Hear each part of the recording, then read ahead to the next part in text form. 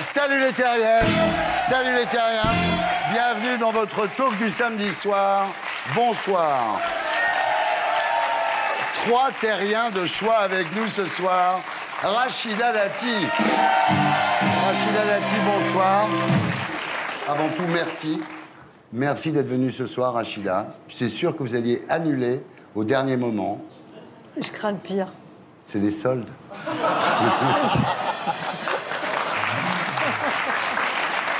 Éric Dupond-Moretti. Maître Dupond-Moretti, bonsoir. Vous êtes devenu à 52 ans l'avocat le plus célèbre de France. 52 ans, donc combien avec sursis? La totalité. Et Frédéric Lopez. Alors Frédéric Lopez, bonsoir. On a appris cette semaine que vous quittiez l'émission quotidienne que vous animiez sur France Inter. On va tous y passer. Dans la vanne? Bah, vous y êtes passé aussi. En P3, après le zapping et Gaspard Proust, nous accueillerons notre terrien du samedi 20h ce soir, Églantine Émeillé, qui nous racontera son combat pour élever son enfant autiste et polyhandicapé. Nous sommes ensemble sur Terre jusqu'à 20h25 avec les Gréments de Fortune.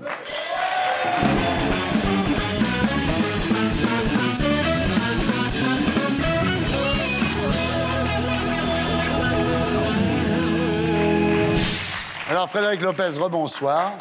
Rebonsoir. Rebonsoir. Alors d'abord, rappelons que vous avez commencé votre carrière sur Autoroute FM. Vous me conseillez de rentrer à quelle heure demain soir?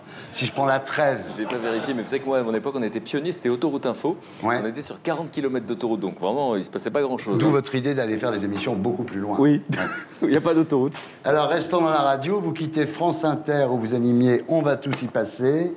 Vous vous êtes dit à un moment... Je me suis rendu compte que ma vie était devenue une course folle. Je disais toujours, j'ai pas le temps. Je voyais que des gens qui faisaient la gueule parce que j'avais pas le temps de les voir. C'était mes amis, c'était plus important que tout, ma famille. Et donc voilà, j'avais accepté une quotidienne à la radio, j'aurais pas dû en fait. Je faisais déjà beaucoup de choses, mais c'était irrésistible. Donc il fallait du temps pour moi. Voilà. Faut dire que votre hebdo, la parenthèse inattendue pour France 2, vous obligez à enregistrer 3 quotidiennes de France Inter par jour. Vous pensez que c'est ça qui a nui à vos audiences? Alors, vous connaissez les audiences, je ne les connais pas. C'est sincère, hein, parce que. Vous voulez que je vous les apprenne? Ben, même pas. C'est pas du tout ça la motivation. Je suis pas au courant des audiences. C'est juste que j'avais très peur de plus prendre de plaisir.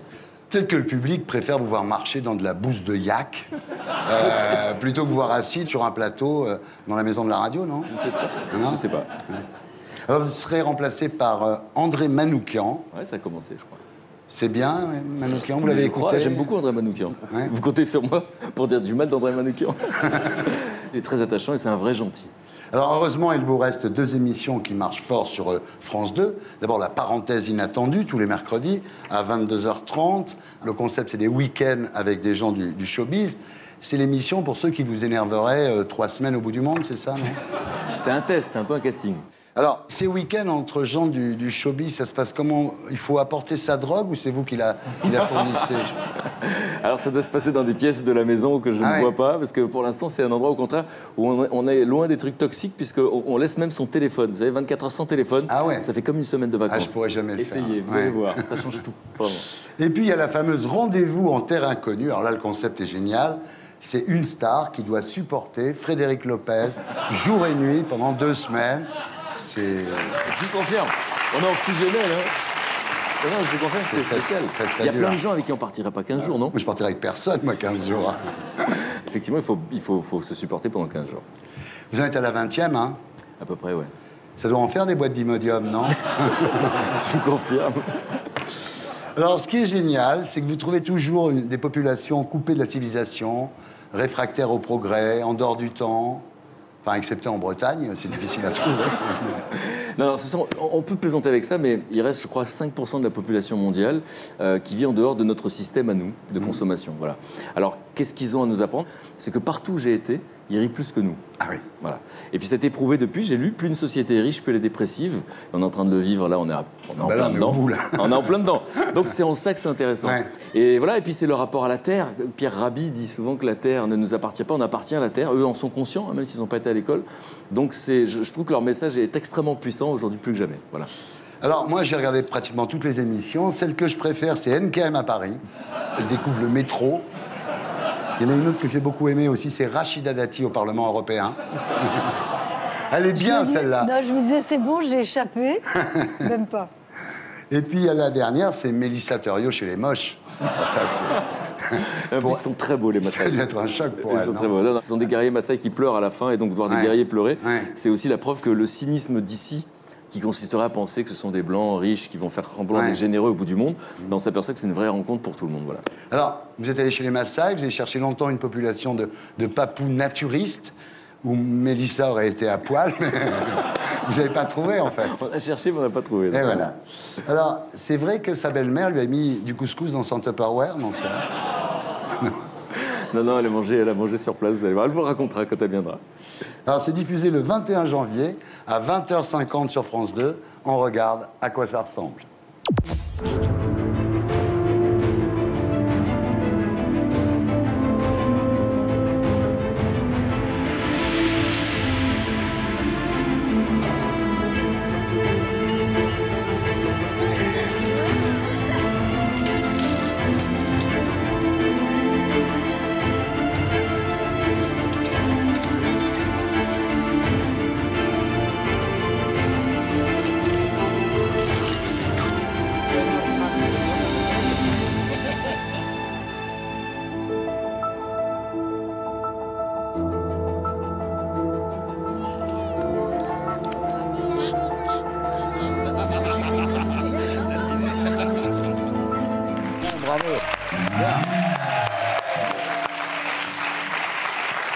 Le plus dur, en fait, ça a été de couper les plans des Maasai qui jouaient à Candy Crush. Hein. Non, et puis alors, il y a Rendez-vous en Terre Inconnue, version livre.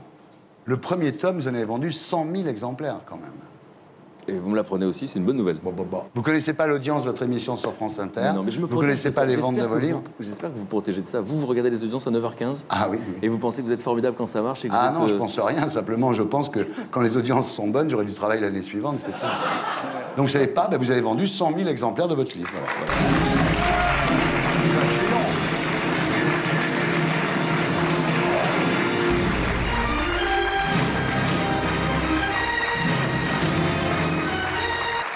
Le tome 2 vient de sortir avec Mélissa Thériault, De Maison, Junio, Efira, Testu, Zabou. Vous êtes aujourd'hui le représentant d'une télévision positive, une télévision où on est sympa, une télévision où on se prend dans les bras, en se regardant dans les yeux, en se disant « je t'aime ».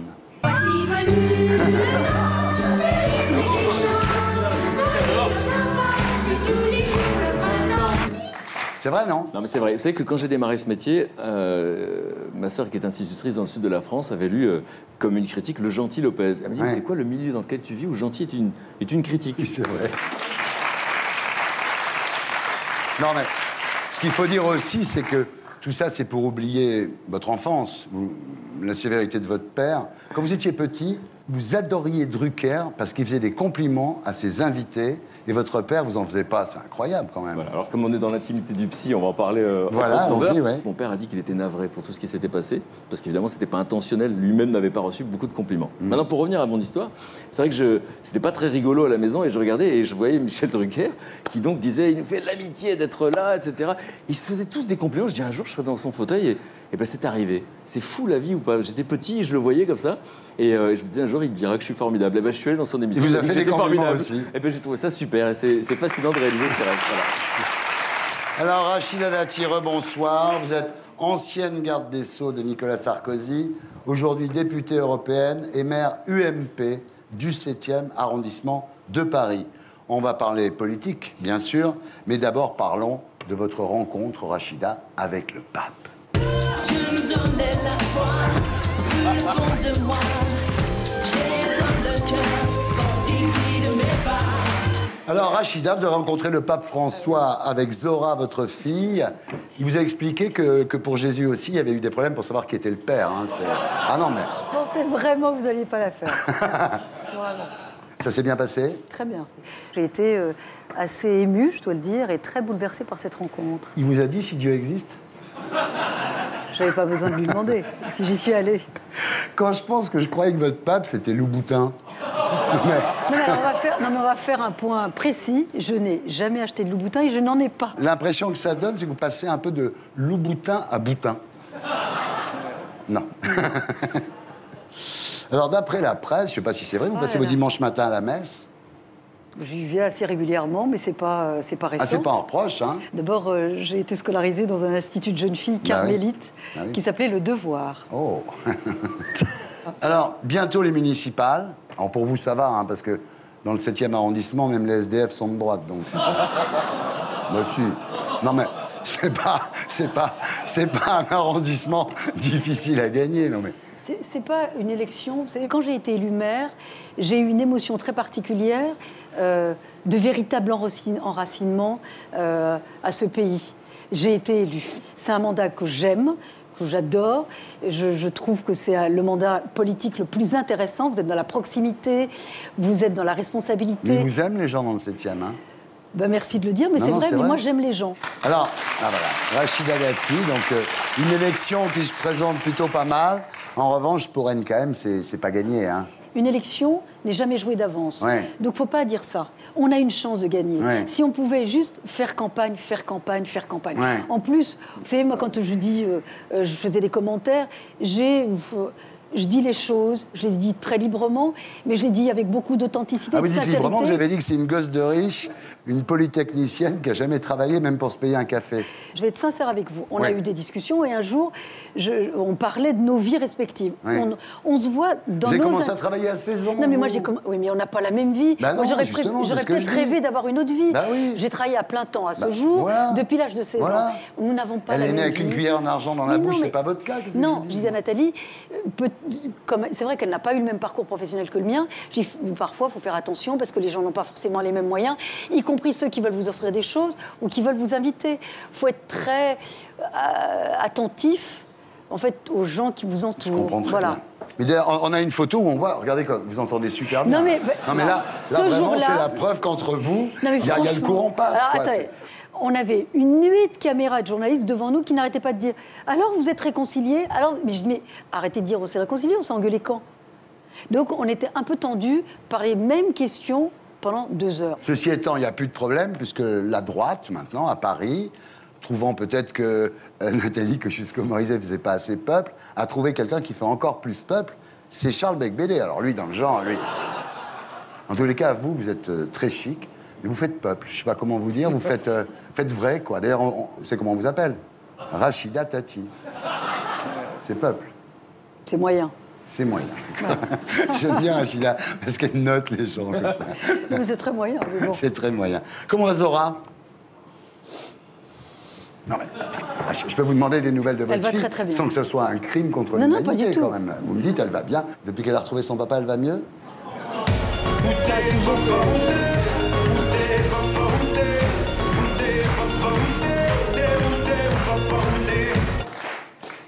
Rachida, ça va? Mais tout va bien. Bon. Vous savez, la presse se fait... Oui. Moi, je trouve que... par exemple, mon père a beaucoup souffert de tout ce qu'il a pu lire. Et quand je dis à mon père, c'est faux, il me dit, si c'est écrit, c'est que c'est vrai. Ouais. Donc, ça fait du mal, ça cause du mal. Qu'on m'attaque, moi, d'accord, qu'on laisse ce qui est autour, de manière qu'on laisse en paix ça. Juste de me laisser profiter de la liberté que j'ai acquise, et que j'ai acquise très chèrement, je peux vous dire. Mais je vous rends sympathique. Non, mais c'est la vérité. Moi, pour certaines femmes, d'une certaine condition, dans certains milieux, quand elles sont libres, on trouve ça formidable. Quand moi, on peut me dire, moi, je ne suis pas une femme libre, je suis une femme légère, je suis futile, c'est caricaturé. Alors, on va essayer de mieux vous connaître encore, Rachida. On va faire une interview psy.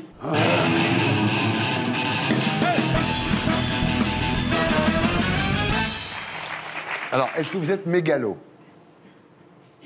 Ça dépend du domaine. Ah. Est-ce que vous êtes parano? Un peu, quand même. Vous le devenez...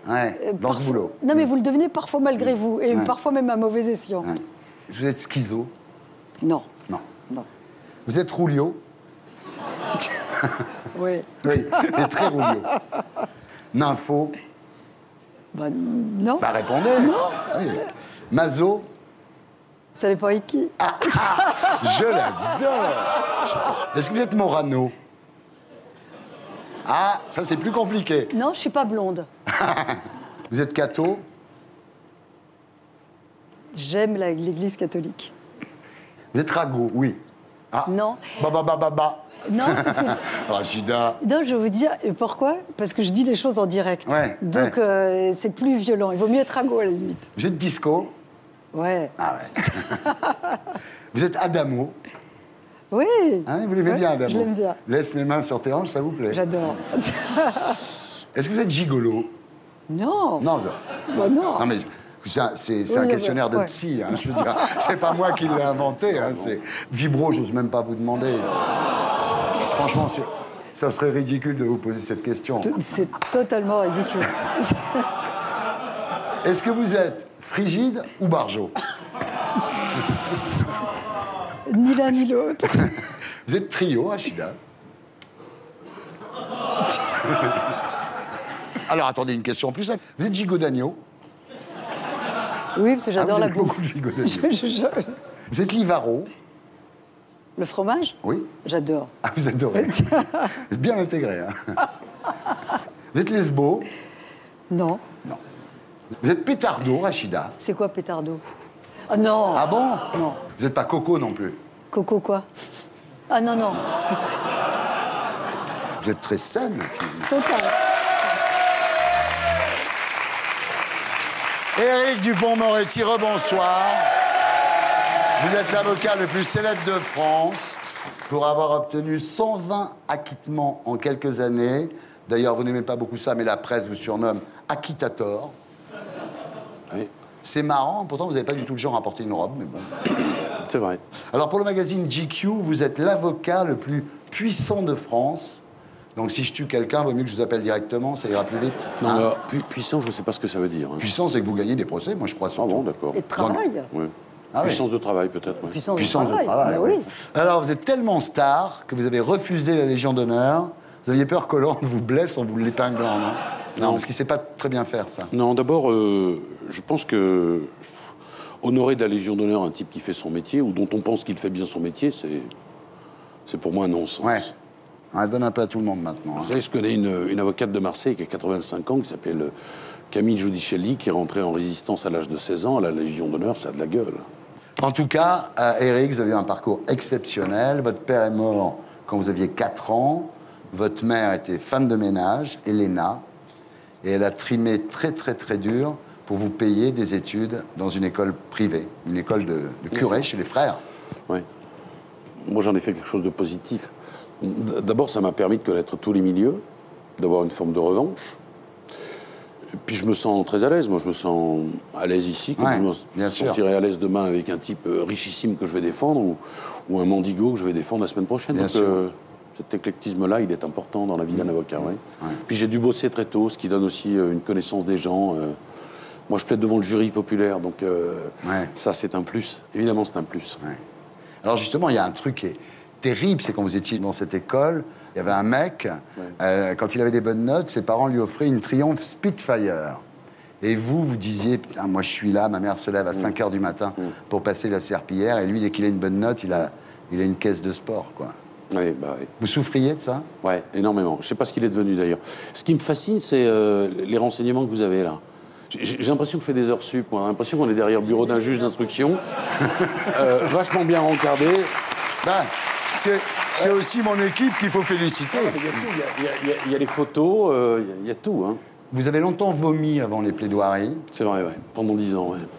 Encore aujourd'hui, ça m'arrive, mais il y avait cette manifestation physique qui était extrêmement violente. 10 minutes avant de plaider, c'était comme ça. Alors j'avais trouvé une espèce de solution, pardon, mais je mangeais quelque chose, je trouvais que c'était moins douloureux. Ouais. Voilà. Quand vous plaidez, vous rentrez vraiment dans le truc, quoi, un peu comme un acteur, non? Vous devenez le personnage. Je crois qu'en réalité, vous prenez ce que vous avez de la personnalité de celui que vous avez l'honneur de défendre et vous racontez son histoire au travers du prisme de ce que vous êtes. Vous pensez à la mort de votre père, par exemple? Bien sûr, quand je raconte la mort du père de celui que je défends, c'est naturellement de la mort de mon père dont je parle. À la Pitié-Salpêtrière, au pavillon des cancéreux.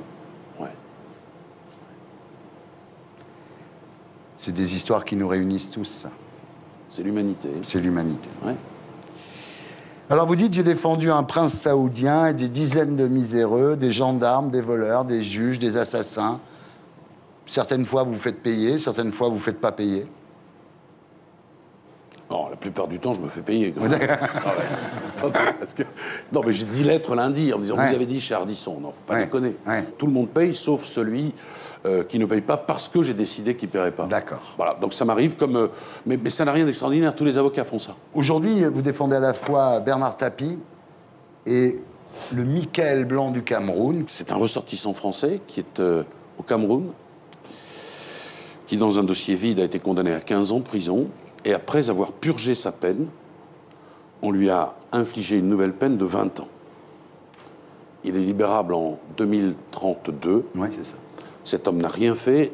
Ce procès est une parodie de justice, truffée d'illégalité, d'invraisemblance, de choses scandaleuses. Mais qu'est-ce qu'on lui reproche au juste? Des délits financiers. En réalité, il a une créance de 300 milliards de francs CFA sur l'État camerounais, ce qui est démontré aujourd'hui, et on le tient en prison dans des conditions ahurissantes. Pour pas le payer, oui. Alors vous avez défendu Kerviel, Karabatic, le frère de Mera, Abdelkader, Loïc Séché. Alors Loïc Séché, injustement accusé de viol, vous êtes arrivé à faire casser le jugement. Vous avez fait quoi? Vous avez démontré que DSK était dans les parages au moment du viol? Alors, au sujet de l'affaire Séché, vous avez écrit un livre avec lui, d'ailleurs, qui s'appelle Le Calvaire et le Pardon, qui est publié chez Michel Lafon, qui est sorti en septembre, et que je recommande. Est-ce que vous auriez défendu le maréchal Pétain en 1945? Oui. Hitler, vous l'auriez défendu?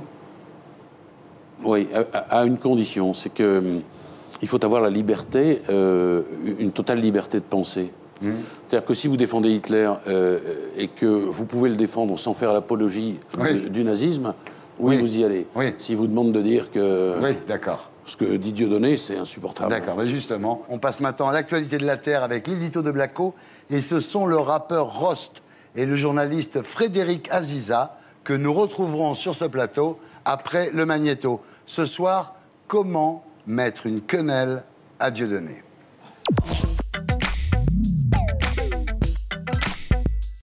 Depuis le début de l'année, Dieudonné fait la une de l'actualité. Que 2014 va devenir l'année de la quenelle. Qu'est-ce que c'est? C'est une spécialité lyonnaise.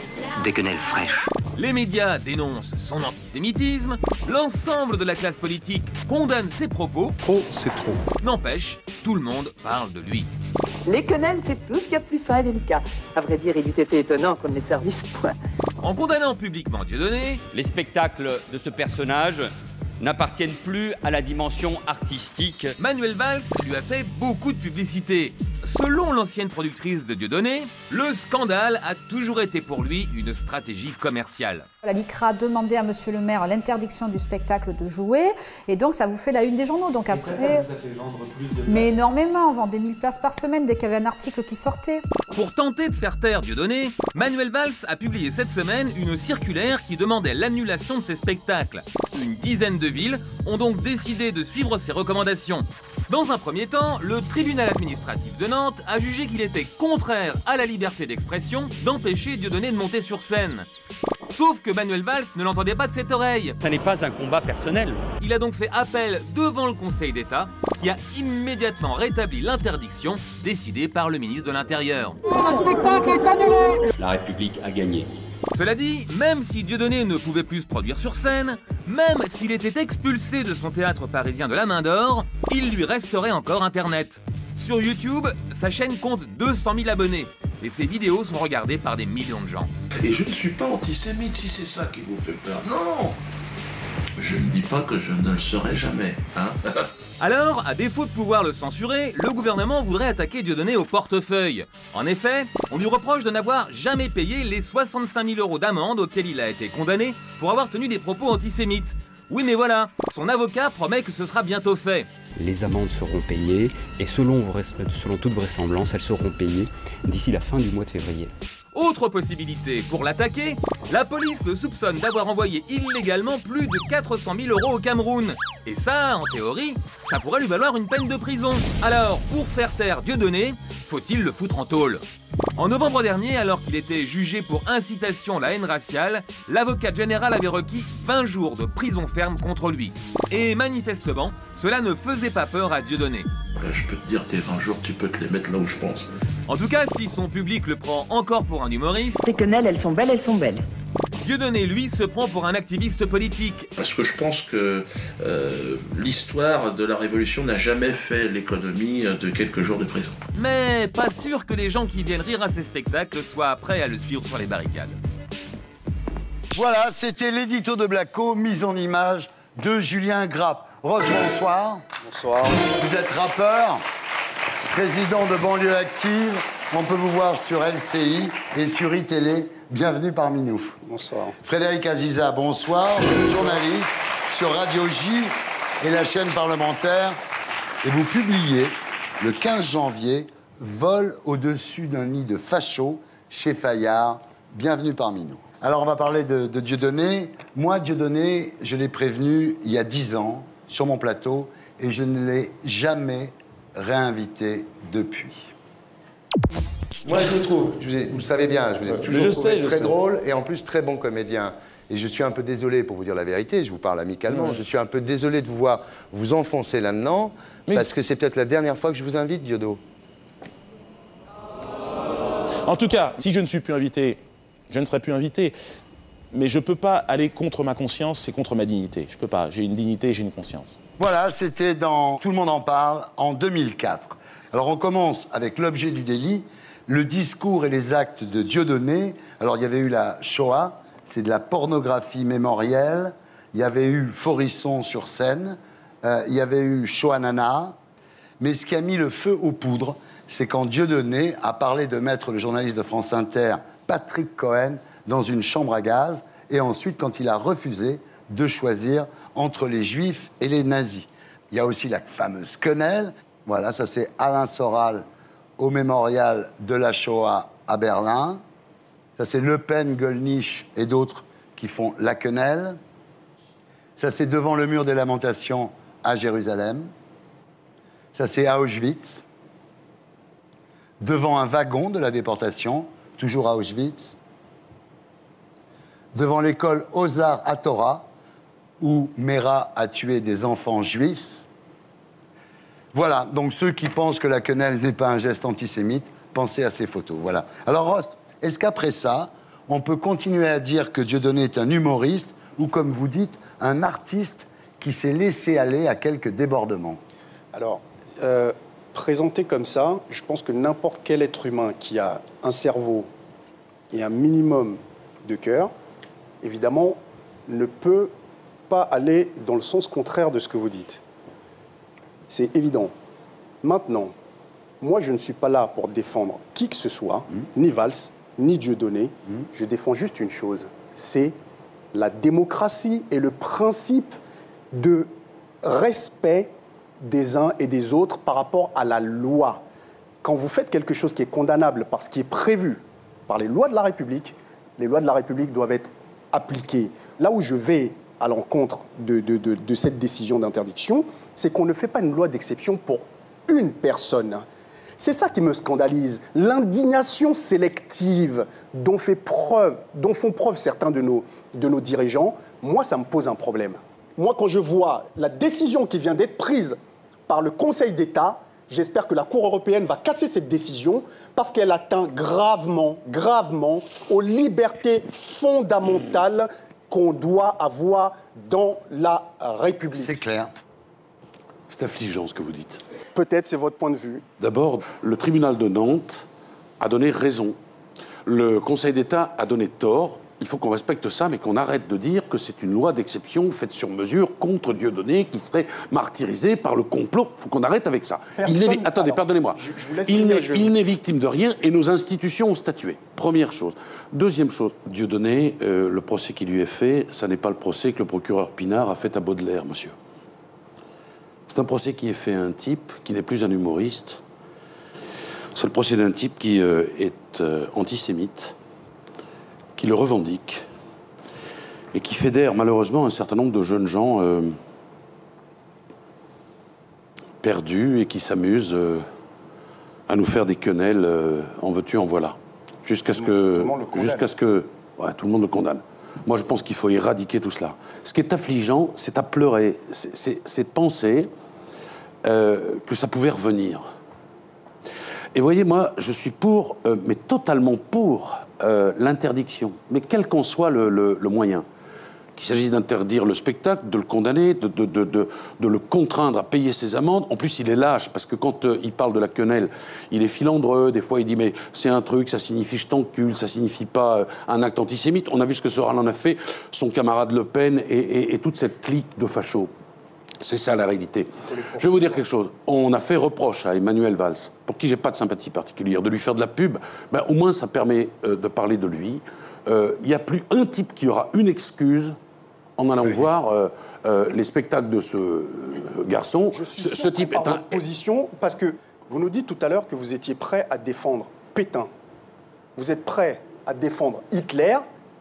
Donc Dieudonné serait encore plus dangereux que ces deux personnes réunies. Mais vous confondez tout, monsieur. Mais non, mais je suis prêt. Je reprends ce que vous avez dit tout à l'heure. Je suis prêt à défendre Dieudonné s'il accepte l'idée qu'il s'est fourvoyé. Vous voyez, quand vous voyez que sur scène, parce que Thierry l'a rappelé tout à l'heure, il fait monter le sieur Forisson, cette saloperie qui nie l'existence des camps de concentration. Et c'est un type de son équipe qui arrive, monsieur, en pyjama. Ah, pas tout à fait rayé, hein. Il est quadrillé, hein, quand on regarde les images, avec une étoile jaune. Et puis, chaque fois que dans ces spectacles, je suis allé vérifier, moi, sur le net, hein, je ne lui ai pas donné un rond, celui-là, hein, il évoque le mot juif, on entend « ouh ». Mais tout ça, franchement, dans la France d'aujourd'hui, enfin, moi, c'est pas le pays dans lequel je souhaite que nous vivions, voyez-vous. Très bien. Moi, nous le condamnons tous, ça. Non, mais alors, il faut que ça soit clair. Voilà, mais il faut que ça continue. On le condamne, on dit... Non, mais il y a les... Vous avez les propos qui, à partir du moment où ces propos sortent du cadre et que c'est considéré comme des actes racistes ou des propos racistes ou antisémites, on punit la personne, elle est jugée, elle est condamnée, elle paye ses amendes. Ça ne manquera pas d'arriver. Mais moi, je trouve que interdire complètement, c'est bannir la personne. Rachida. Les propos et le comportement de Dieudonné, ils tombent sous le coup de la loi. C'est pas un problème de débat d'idées. On n'est pas à dire c'est bien, c'est mal. C'est interdit. C'est interdit. C'est interdit. Stop et fin. Donc, stop et fin. Moi, ce qui m'a gêné et qui me met très mal à l'aise, c'était hyper médiatisation qui donne un écho, une tribune à cet ignoble personnage. Ça permet aussi le débat. Non, ça ne permet pas le débat. Oui. Parce que M. Valls, et là, je rejoins un tout petit peu mon voisin, c'est de dire, il en fait une affaire personnelle, mettez-vous... Non, mais Monsieur Dupond-Moretti, vous êtes élaboré, on est dedans tous les jours. Mettez-vous à la place de quelqu'un qui dit... Mais pourquoi il s'acharne? Ah d'accord, il a commis une infraction. Bah, pourquoi le tribunal ne le condamne pas? Donc il faut faire attention. Il est ministre de l'Intérieur. Qu'il laisse ça au procureur, au ministre de la Justice, aux magistrats, au tribunal pour c'est condamner. clair, votre position, c'est de dire qu'il suffit de le poursuivre, c'est pas la peine d'interdire ce condamnons. spectacle. C'est ce qu'on revendique tous. Frédéric. Je suis assez triste, d'abord parce qu'on fait de la publicité à quelqu'un qui sans doute est juste un manipulateur, sa productrice l'a dit, et il voulait de la pub, bah, il a ce qu'il voulait, hein, donc on est en train de parler de lui, donc ça me fait chier de lui parler de lui, je le dis vraiment, je ne dis pas des gros mots à la télévision, mais ça me casse les couilles de parler de lui. Et ensuite, effectivement... Il veut mettre des juifs dans des chambres à gaz en même temps. Ouais, en même temps. Alors voilà, non, et effectivement... C'est l'arbre qui cache la forêt, parce qu'effectivement, les gens qui y vont, ben, pourquoi ils y vont? C'est quoi leur motivation? C'est comme l'électorat du Front National, on se pose la question. Donc là, on est dans une période de crise, et on sait bien que les périodes de crise, il y a les peurs qui rejaillissent, les boucs émissaires, ça fait peur. Sérieusement, ça fait peur. Le problème, Thierry, juste pour finir, c'est que il faut juste faire attention, c'est la perception justement des gens qui le suivent, par exemple. Ce qui est extraordinaire, c'est que les politiques ont réussi une chose aujourd'hui, c'est l'espèce de communautarisme dangereux qu'on dénonce tous depuis des années. Ils sont en train de le construire avec ces affaires-là. Et c'est là où nous, on a le devoir absolu de réagir et de ne pas les laisser faire de la sorte. Non, Ross, si pour ne pas construire le communautarisme, il faut accepter qu'il y ait des mecs qui envoient des juifs dans les chambres à gaz. Il faut que la justice fasse son boulot. Non, mais il faut que la justice fasse son boulot de façon équitable et respectable. Alors, on passe maintenant à votre livre. Frédéric Azizas, c'est publié chez Fayard. Ça s'appelle « Vol au-dessus d'un nid de fachos ». Alors, dans le prologue, vous racontez cette histoire incroyable où vous refusez d'inviter Alain Soral, qui est le complice de Dieudonné sur la chaîne parlementaire. Et vous dites, moi, j'ai un grand-père qui est mort dans des camps d'extermination, je vous invite pas. Et là, ils vont chercher sur les listings des camps et ils disent, il n'y a pas d'Aziza. Bien sûr, parce que c'est votre grand-père maternel. Ensuite, il y a eu une campagne virulente, j'ai été attaqué. Je sais. J'ai été menacé notamment par le garde du corps de Dieudonné, Joss. Il me dit, tais-toi Aziza, tu sais ce que nous, les Noirs, on peut faire à ta femme. Hein, c'est assez violent de recevoir des choses comme ça. Et attendez, c'est pas fini. J'ai reçu des centaines et des milliers de tweets. Parmi eux, il y en a qui me met encore les larmes aux yeux quand je le remémore. Il me dit, dis-moi, comment va ton fils? Comment va ton fils? M'envoyer un tweet comme ça en me disant, comment va ton fils? Ça a été la goutte d'eau qui a fait déborder le vase. Et c'est à partir de ce tweet, c'était l'été dernier, que je me suis dit, il faut écrire un livre. Quand vous écrivez le livre, vous vous rendez compte, en fait, qu'il y a une perméabilité entre les gens de Dieudonné, de Soral et le Front National. Dieudonné, c'est un compagnon de route de Jean-Marie Le Pen. Hein, il est passé du Parti communiste au Le Pen est le parrain de la fille de Dieudonné. Et c'est pour ça que Bernard-Henri Lévy disait en 2005, Dieudonné est le fils de Le Pen. Il ne faut pas oublier ça. C'est pas un défenseur des droits de l'homme, hein, Dieudonné. C'est un représentant de l'extrême droite la plus dure. Justement, est-ce que Dieudonné, comme l'a dit Soral, il est financé par l'Iran? Alors, c'est Soral qui dit, en 2009, la campagne de la liste antisioniste a été financée à hauteur de 3 millions d'euros par l'Iran. Et quand je me remémore cette campagne européenne de Dieudonné, Soral, en 2009, je vous fais le pari aujourd'hui que dans quelques mois, Dieudonné et Soral vont annoncer qu'ils vont mettre en place des listes aux européennes. Vous allez voir. Alors, il y a une chose qui est un peu rassurante, c'est un sondage que Salut les Terriens a demandé à Harris Interactive sur les Français et l'affaire Dieudonné. Un sondage qui a été effectué les 7 et 8 janvier dernier. 84% des Français déclarent avoir une mauvaise image de Dieudonné. 78% des Français jugent que les propos tenus en public par Dieudonné sont antisémites, quand seulement 21% les trouvent drôles.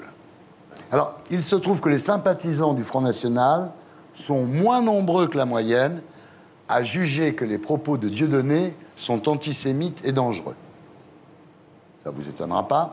58% des Français approuvent la circulaire de Manuel Valls. Assez rassurant. Ça fait chaud au cœur, ça. Ouais. Parce que c'est pas l'idée d'interdire le poète maudit, pas du tout.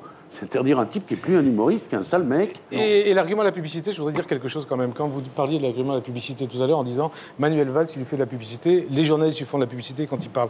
Mais c'est faux. Pourquoi c'est faux? Parce que ces vidéos sont vues souvent par des millions de personnes. Donc il n'a pas besoin de publicité. Oui. Alors justement, ça sera la conclusion de notre débat.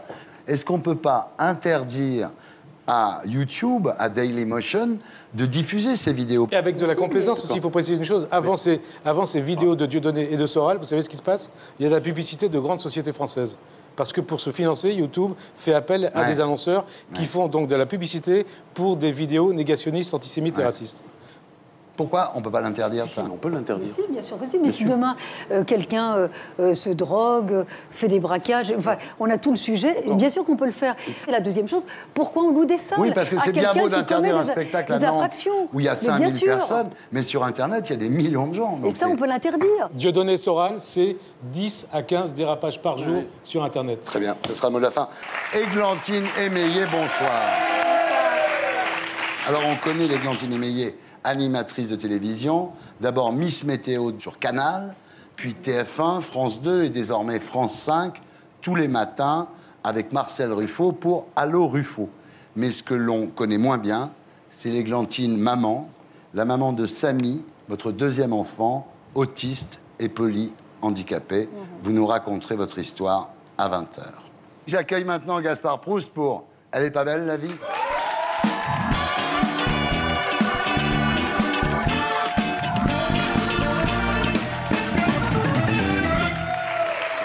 Ça. Bon, bah, l'actualité en ce moment, c'est super chargé. Hein. Évidemment, avant toute chose, cette polémique. Cette 3e place de Lopez Contardo sur KTM face à Helder Rodriguez sur Honda au Paris-Dakar. Ouais. Non, mais hier, l'étape d'hier entre San Juan et Chile-Chito, c'était d'une beauté, quoi. J'ai jamais aussi bien dormi de ma vie, quoi. Sinon, ce qui se passe en France, bien sûr, il y a... En ce moment, il fait pas bon avoir le mot Dieu dans son patronyme. Hein. C'est vrai que c'est... Bah, ça a toujours été un peu comme ça sous la gauche. Dieu le veut, de par Dieu, Dieu donné. Enfin, je serais donne-dieu de Vape, je changerais le code de mon immeuble. Hein. Mais chose plus dure, loisirs de montagne, on a retrouvé les images filmées par la caméra GoPro de Choumi. Oh, putain, ce que c'est beau, Méribel. Ouais.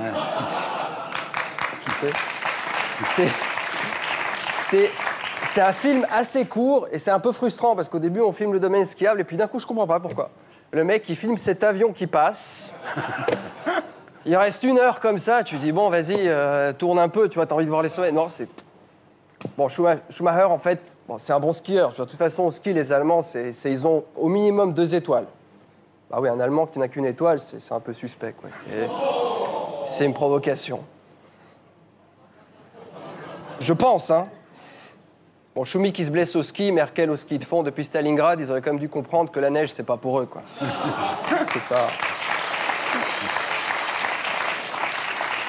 Mais dans l'actu, c'est aussi des nouvelles très dramatiques. Un truc qui m'a... Hérault a survécu à la nouvelle année. Oui. Non, mais sérieux, il a même fait des vœux, hein. Il a parlé, alors plus d'attaque que jamais avec son air de chef de meute, là, comme ça. Moi, j'ai... Si Hérault a passé l'hiver, la droite, je sais pas si vous allez... Ah non. En 2013, la droite s'est couchée avec un lumbago. En 2014, vous êtes réveillé avec une sclérose en plaques. Hein, c'est pas possible. Non, le coup de grâce, ça a été les vœux du président. Enfin, qu'est-ce qui vous a mis dans la tronche, hein? Moi, j'ai dit ça. Oui, on va baisser les charges, faire un pacte avec le MEDEF, avec des abus à la Sécu. Il faut plus de compétitivité, moins d'impôts. Ces vœux, ça m'a fait penser à une réunion d'alcooliques anonymes où à un moment, le psy, il dit, bon, les gars, en fait, on va arrêter de se mentir. Laissez tomber les médocs, on repasse à la vodka. Parce que... Politique toujours municipale à Paris. On sent qu'à Paris, ça fonctionne bien pour NKM. Hein, ouais. Ah ouais. Surtout s'il y a le projet de découvrir le crack avec Pete Doherty. Et... J'ose pas imaginer ce qu'elle s'est pris en rentrant chez elle. Hein. Attends, moi, je vois ma copine fumer à une clope avec un SDF. Avant de la toucher, je l'amène au toilettage pour chien. Enfin, je fais quelque chose. Chômage. Nabila s'est fait enlever ses prothèses. Ouais. C'est malheureux, la jeunesse française. Hein. Elle est passive, inconsciente de son talent. Et puis le jour où elle prend conscience qu'elle en a un, la première chose qu'elle veut faire, c'est de le supprimer.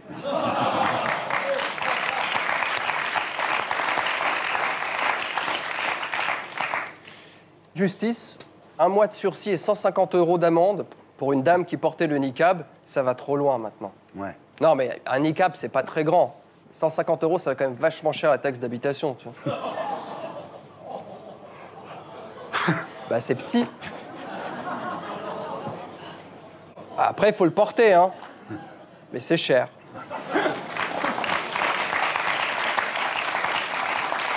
D'hiver.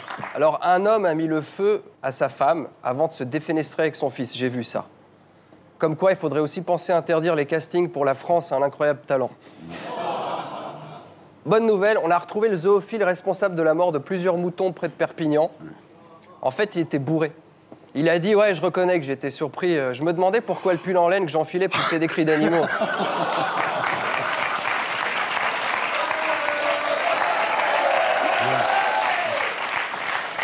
Alors, elle n'est pas en cachemire, la vie?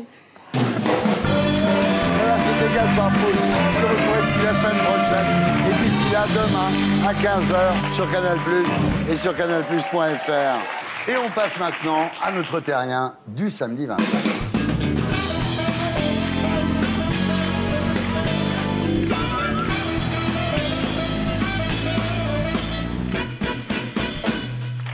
Églantine Émeillé, rebonsoir. Vous êtes née à Toulouse en 1973. Alors, votre père était sous-préfet, votre mère écrivain, et vous avez 7 frères et sœurs. Famille nombreuse, bonne éducation. Mais vous dites élevés comme des saltimbanques, c'est-à-dire qu'en fait, vous partiez en camping-car tous ensemble, sans savoir vraiment où vous alliez, quoi. Et à 10 dans un camping-car à l'aventure. Voilà. À 15 ans, lors d'un séjour à Paris, on vous propose d'être mannequin et malgré l'opposition de vos parents, vous tentez l'expérience. Oui, mais très peu. Que pendant les vacances scolaires. Et il a fallu que j'attende ensuite de venir faire mes études à Paris pour le faire, vraiment. À 16 ans, bac en poche, vous revenez à Paris pour une maîtrise de sciences éco. Et donc, vous êtes mannequin à ce moment-là dans la prestigieuse agence Ford pendant 5 ans. Et puis, au hasard d'un casting, vous êtes repéré par Alain de Greff et devenez, en 1999, la Miss Météo de Canal. Ensuite, ça sera la culture sur NPA Matin, l'émission d'Alexandre Devoise. En 2001, France 2, il fallait y penser, avec Jérôme Bonaldi. Puis ce sera Savoir plus Science, toujours avec Bonaldi. Le 2 mai 2002, vous accouchez de votre premier enfant, Marco. Et le 5 août 2005, votre famille s'agrandit avec votre deuxième enfant, Samy. Alors, dès la naissance, ça dérape. Il est victime d'apnée respiratoire. Il s'est arrêté de respirer. Je croyais, moi, qu'il dormait dans la couveuse. Et il a fallu le réanimer, le ballonner, comme ils disent, comme aux urgences, quoi. Alors, les médecins décident quand même de garder Samy en observation. Et vous constatez que, contrairement aux autres nouveau-nés, pendant son sommeil, il suffit que vous tourniez les pages d'un livre pour qu'il sursaute. Oui, on peut passer l'aspirateur, faire un boucan en enfer. Normalement, ça ne les dérange pas. C'est vrai que c'était quelque chose... Je ne peux pas dire que ça m'ait mis la puce à l'oreille parce que j'étais loin de me douter ce qui allait se passer après, mais c'est vrai que je me posais des questions. Tout le monde vous dit de ne pas vous inquiéter. On n'a rien trouvé. Ils ont fait des examens, ils n'ont rien vu. Mais vers l'âge de 3 mois, vous commencez sérieusement à vous inquiéter. Samy n'attrape pas ses jouets, il ne vous regarde jamais, il est mou. C'était une poupée, une chiffre molle, quoi. La tête pendait, il n'y avait rien. Aucun tonus. Et il ne pleure pas quand il a faim? Non, non plus. Je mets mon réveil la nuit pour le nourrir. Ce qui est rarissime, parce qu'en général, les enfants, ils réveillent. Mais tout le monde continue à vous dire de ne pas vous inquiéter. Tout le monde continue à me dire « Vous êtes très angoissée comme maman », ce que je ne suis pas du tout. Alors, Samy a 7 mois lorsque vous décidez de consulter un pédiatre qui ne l'a jamais vu. Et tout de suite, lui, il voit qu'il y a un problème. Et il a vu tout de suite, et je l'ai vu dans son regard, et c'était un mauvais moment à passer.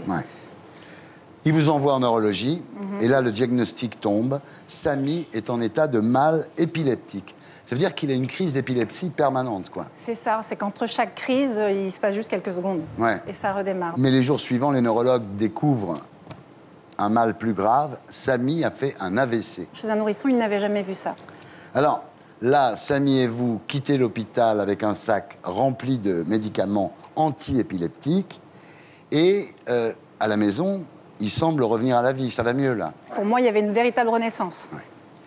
Mais ce retour à la vie révèle les traces de l'AVC. En fait, il est hémiplégique du côté gauche. Il ne peut pas lever une main. Tout est mou, en fait. À gauche, ça ne marche pas. Alors, au bout d'un an de tâtonnement, les médecins finissent par trouver un traitement approprié. Mais le pire est à venir. Samy est autiste. Il ne nous regarde pas. Il commençait à se frapper. En fait, il se frappe les joues à coups de poing. Oui, il lève son poing comme ça, il cherche le côté qui fait bien mal.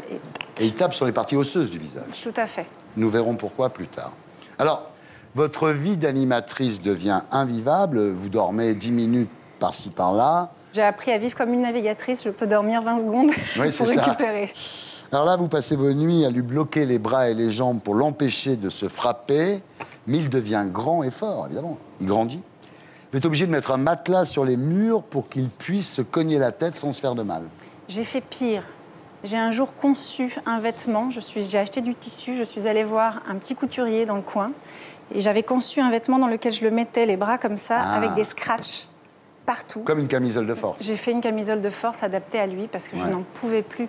Je passais des nuits allongée sur mon fils, à lui tenir la main pour pas qu'il se tape. Si je tenais les mains, il tapait avec les pieds. Je mettais mon corps sur les pieds. Si je tenais les pieds, il tapait avec la tête. Alors, à la question « Pourquoi se frappe-t-il ?», on pense que c'est une forme de communication. C'est une façon de communiquer. C'est pour plein de raisons. Et je crois qu'il se frappe quand il est content. Il se frappe quand il refuse quelque chose. Il se frappe parce qu'il sent pas bien son corps. Je crois que c'est son... Voilà. Ah oui, c'est une façon de sentir son corps. Oui, je crois aussi. Alors, pendant 5 ans, vous n'allez pas dormir plus de 3 heures de suite. Et comme c'est souvent le cas aussi, votre couple n'y survit pas, quoi. Je pense qu'on n'a pas eu le même cheminement vis-à-vis de la maladie. J'étais confrontée, moi, beaucoup plus fortement vis-à-vis de ça parce que je suis maman et avec un tout petit en général. Et moi, je me suis jetée à corps perdu dans la bataille tout de suite. Je pense que pour le père, appréhender le handicap de son fils, ça a été beaucoup plus long et donc un décalage s'est créé et voilà, ça arrive. Mais vous poursuivez malgré tout votre carrière professionnelle. Entre 2006 et 2008, vous présentez une quotidienne sur Arte qui s'appelle Chic. Vous faites des primes sur TF1 avec Courbet, Castaldi, Pernaut. Mais la fatigue vous rattrape quand même régulièrement. Oui, mais en même temps, il fallait travailler. Ouais. Franchement, rester seule avec mon fils à la maison toute la journée, moi, je serais devenue folle. Ouais.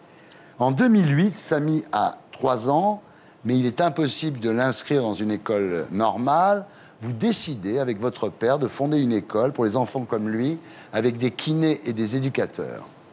Oui, il n'y avait aucune solution. En fait, il faut savoir que dans le handicap, en général, jusqu'à l'âge de 6 ans, on ne vous propose rien. Donc, vous gardez vos enfants à domicile. J'avais rencontré beaucoup de parents. On s'était rendu compte, parce que je payais des éducateurs à domicile, des éducateurs spécialisés, avec mon argent à moi toute seule. Ça me faisait 3 000 € par mois. J'arrivais plus à tenir, moi, financièrement. Les autres parents criaient aussi et appelaient au secours. À un moment, on s'est dit, réunissons tout. Faites une école. Faisons une école. C'est ce qu'on a fait et ça a bien fonctionné. Alors, vers 6 ans, Samy s'assagit un peu. Il chante. Oui, il chantonne. Donc, il est très bruyant. Il dort pas, mais il est moins violent qu'avant. Il continue à s'automutiler, mais moins. Alors, là, un jour où vous arrivez chez votre sœur pour travailler quelques heures au calme, vous craquez. Et elle a une idée assez géniale. Elle a l'idée de créer un site internet qui s'appelle les COP de Sam pour vous permettre de faire garder Samy de temps en temps. C'est un réseau, quoi. Évidemment, personne ne connaissait rien au handicap ni à mon fils. Ils m'ont tous dit, on a peur, mais on est prêt à le faire. Et l'idée, c'était que quand je n'en pouvais plus, je lançais la sonnette d'alarme sur Internet et quelqu'un le soir m'appelait en me disant, moi, je veux bien venir dormir chez toi. Et moi, j'allais dormir chez la personne qui venait. Ce qui est, je pense à ça, c'est Marco, pour lui, ça a dû être terrible aussi pour votre premier enfant, parce que d'un seul coup, il n'était pas le centre de l'attention, quoi.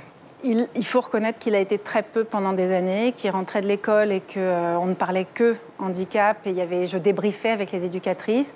Il dormait très mal, lui aussi. Il s'endormait à l'école. Je pense aussi qu'il a longtemps eu peur de son frère, parce que son frère se frappait tout le temps. Je ne pouvais pas les mettre l'un à côté de l'autre. Il m'a vu, moi aussi, souvent craquer. Oui, ça a été très dur pour lui. Alors, quand l'école fondée par vous et votre père est subventionnée par la Sécurité sociale et est obligée de répondre à des critères de rentabilité, vous laissez tomber, là? Finalement, j'ai lâché l'école et mon fils y est resté encore, mais ça s'est très mal passé pour lui. Alors là, vous cherchez un autre établissement et vous découvrez San Salvador. C'est un hôpital situé à Hyères, dans le Var, qui est spécialisé, évidemment, pour ce genre de maladie. Et on pratique là le packing. Alors le packing, on met une couverture froide autour de l'enfant, par-dessus des couvertures chaudes, et on les masse, etc. Alors pour beaucoup de gens, c'est une forme de torture, il faut bien le dire, c'est très mal vu, mais en tous les cas, votre fils, ça l'apaise et il y va de bon cœur, en tous les cas. La première fois qu'il a fait une séance de packing, tout d'un coup, ses traits se sont détendus, son regard, ses yeux se sont mis à se coordonner, ce qu'il n'a jamais, il a les yeux qui flottent un peu. Ça l'a apaisé, vraiment. Chaque séance l'apaise. Alors, en juillet dernier, vous décidez, après mûre réflexion, de laisser Samy à San Salvador. Vous dites l'amour est toujours le plus fort, mais ces 8 ans de combat m'ont éreinté quand même. C'est vrai que l'année dernière a été une année extrêmement difficile. On avait passé beaucoup de temps à l'hôpital. Je travaillais, j'étais un peu sur tous les fronts, j'étais très fatiguée. J'ai cherché une solution et le problème, c'est qu'il n'y a rien. En tout cas, là où j'habite, à Paris, il n'y a pas de place. Et je dirais même, il n'y a pas d'institut. Donc je savais que je ne pouvais pas le laisser là. Et étant à Paris, je n'avais pas droit non plus à un institut ailleurs, en France. Mais non, parce que je suis domiciliée à Paris et que c'est une histoire de département. Et finalement, cet hôpital qui l'accueillait de temps en temps, c'est un hôpital, ce n'est pas un institut. Cet hôpital m'a dit, écoutez, on vous le garde. Il est bien, on commence à le connaître. On vous le garde. Aujourd'hui, c'est vrai qu'il y a une part de colère en moi de me dire « Merde, j'ai un gosse de 8 ans. » Il pourrait être à côté de Paris, vous le verriez plus souvent. Mais voilà, moi je ne demanderais pas mieux d'aller le soir, lui le coucher le bord des mois et lui dire bonne nuit. Bien sûr. Ben voilà, il habite à 900 km de moi. Vous y allez tous les 15 jours, vous le prenez avec vous pendant les vacances scolaires. Alors il va mieux, hein, il a moins peur des gens, il se frappe moins, il dort mieux. Et là, je pense que même le fait que moi, je me repose un peu plus, quand on se voit tous les deux, tout ça est serein et c'est mieux. Vous avez jamais pensé à l'infanticide? Si. Pas en ces termes, évidemment, mais j'ai eu des nuits tellement violentes avec lui. Je me souviens d'une fois où j'ai fini, moi, par faire une crise de nerfs et par le frapper. Et j'ai appelé après au téléphone une pédopsychiatre que j'avais vue. J'ai laissé un message le lendemain matin en disant « Je vous en supplie, il faut maintenant faire quelque chose. Je vais le jeter par la fenêtre et moi avec. » Et c'est vrai que finalement, je suis plus équilibrée que je ne le pensais. J'ai tenu. Et je tiens encore, mais je pense qu'il faut vraiment tirer la sonnette d'alarme. La frontière, elle est vraiment, vraiment ténue. Et je crois qu'on ne se rend pas compte de ce que vivent certaines familles. Et qu'il y a des tas d'autres parents qui sont dans une situation de souffrance et de violence et de la non-assistance à personne en danger. Il faut faire quelque chose, on ne peut pas vivre comme ça. Je ne sais pas comment j'ai tenu 8 ans. Si je l'avais gardé à 15 ans, ça aurait donné quoi? Il va être très grand, mon fils. Ouais. Et là, à 8 ans, quand il se met un coup, il s'ouvre la joue. Merci pour votre témoignage et bravo pour votre courage. Merci.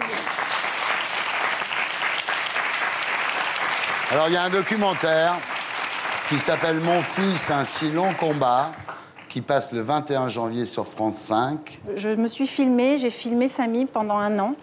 Et je voulais créer un électrochoc à la fois pour le grand public, parce que je me rends compte que le handicap, si on commence à en parler plus en France, on ne voit pas le handicap mental. Vous voyez, le sigle du handicap, c'est quelqu'un dans un fauteuil roulant. Mais le handicap mental, on n'en parle pas, on s'imagine qu'il n'existe pas, on ne le comprend pas et on en a vraiment peur. Et je voulais aussi effectivement dénoncer les dysfonctionnements du système, où on n'est absolument pas guidé, où on est livré à nous-mêmes, où tous les parents pataugent, où il n'y a pas de place, où il n'y a pas d'institut et où on est face à des absurdités permanentes. C'est le 21 janvier sur France 5. Voilà, c'était Salut les Terriens, votre talk du samedi. Rendez-vous ici la semaine prochaine et d'ici là, sur canalplus.fr. Salut les Terriens.